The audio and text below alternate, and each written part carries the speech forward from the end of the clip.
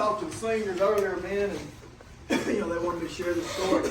Gosh, I probably told it to just about every team that's come through here. I heard it years ago, and it stuck with me, and I think it applies to a special place like this, and a special occasion, and a special place that'll always be special to you. But the story is, there was an old store up in northwest Arkansas, back before northwest Arkansas really boomed and blossomed. And there really wasn't a whole lot to look at, to be honest with you. It was just an old wooden store. To be honest with you, it didn't mean really a whole lot to anybody other than the family. But the history of it was that, right about the time of the Great Depression, there was a farming family up there. And they're trying to survive, man. They're got several kids, and they got a farm, and they have to live off that farm, and they're doing anything they can to make a little extra money. So the kids got out there and they helped their daddy, and they built the old store. And they sell the farm produce in the store. Got a little extra money. Man, it was such a blessing. It meant something to it. Well, when the daddy got old and was about ready to pass, he passed it on to the son. And the son did better with the store. It was on a highway there was traffic in and out. The son did so well that he didn't have to farm no more. He made enough living in the store, he sent both his kids to school. As he got older, he passed it down to his son.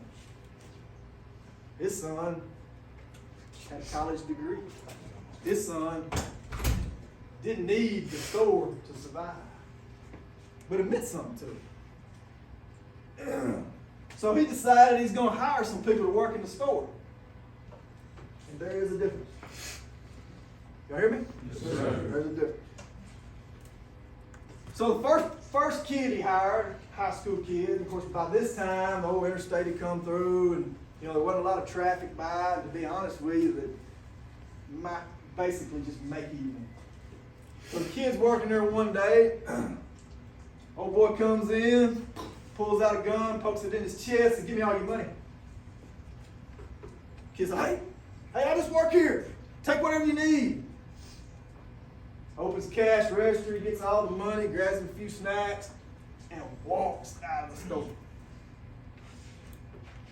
So naturally, the owner, pretty hot about this, goes talks to the kid. He said, man, it just ain't worth it to me. Ain't my store, brother. I just work here. So he hires another one. About 2 months later, same cat. Comes in, puts a gun in his chest, said, give me all your money. Well, the owner had kind of prepared for this. So he put a gun under the cash register. He trained the worker.